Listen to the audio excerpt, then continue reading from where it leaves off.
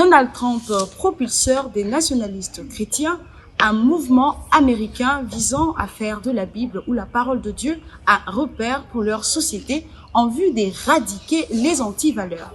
Les détails avec Ruth Ballet. Une politique guidée par la parole de Dieu et les concepts qui définissent le combat de nationalistes chrétiens, un mouvement américain apparu afin de mener une lutte sans merci contre le flot de l'immoralité qui empoisonne leur terre. À la tête, Donald Trump, l'ex-président américain. D'après eux, c'est un envoyé de Dieu pour la restauration de valeurs et mœurs dans leur nation. Dans cette lutte, on retrouve également deux femmes chrétiennes pratiquantes. Il s'agit de Anastasia Berry, pour qui la lutte est contre les avortements, et Roxanne Cruz, qui vise la distribution de Bibles dans les établissements publics. La liste s'avère non exhaustive, parce qu'on y retrouve également Don Blake, l'un des initiateurs du mouvement, qui pour lui, une bonne politique est celle qui marche selon la parole de Dieu, en ajoutant que c'est Dieu qui a créé le gouvernement. Ici est de noter que pratiquement 3 sur 10 Américains ont rejoint cette vision pour une cause noble, celle de positionner la politique dans la parole de Dieu, avec l'accompagnement d'une figure politique influente, Donald Trump. Espérons que la lutte pourrait se répandre dans plusieurs nations, y compris la nôtre, qui est la République démocratique du Congo. La démonstration de la puissance de Dieu dans les milieux évangéliques actuels serait un moyen pour ramener les âmes à Christ, soit du simple m'as-tu vu. Suivez.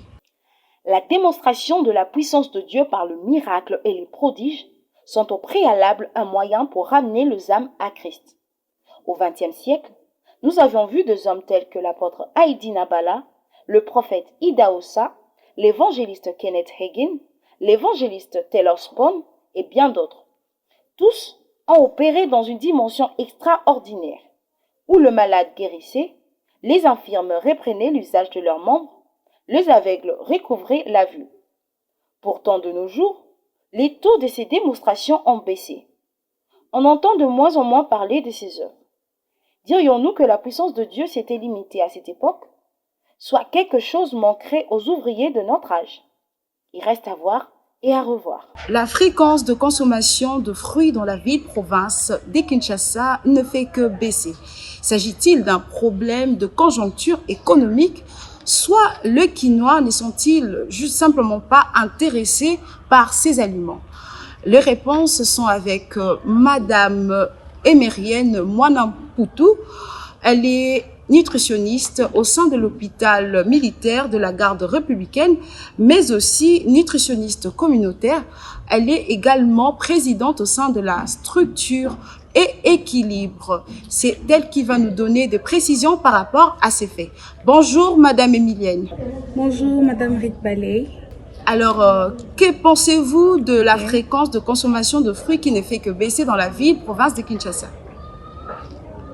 Ok, donc pour répondre à cette question, je dirais plus que ce sont les deux facteurs qui entrent en jeu.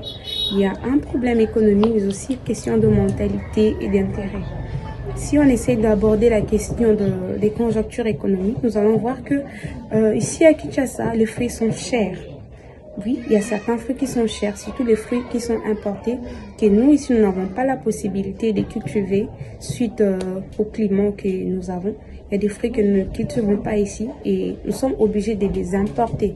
Et quand nous les importons, cela fait en sorte que le coût du produit, le coût de fruits soient à la hausse. Et cela ne permet pas à certains ménages, à certaines personnes, à certaines catégories de la société de se permettre d'acheter ce genre de fruits.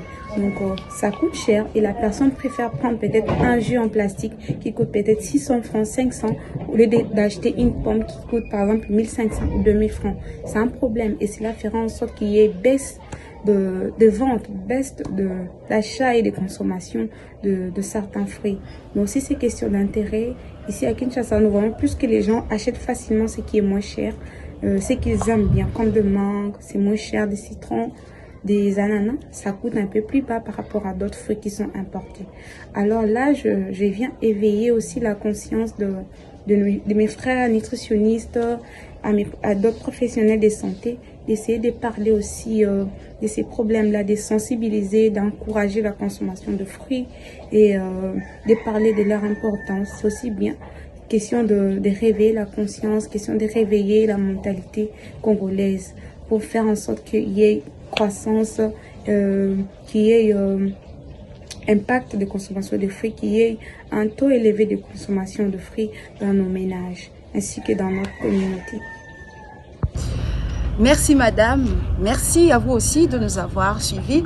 On s'est dit à très vite, prenez soin de vous et de vos proches.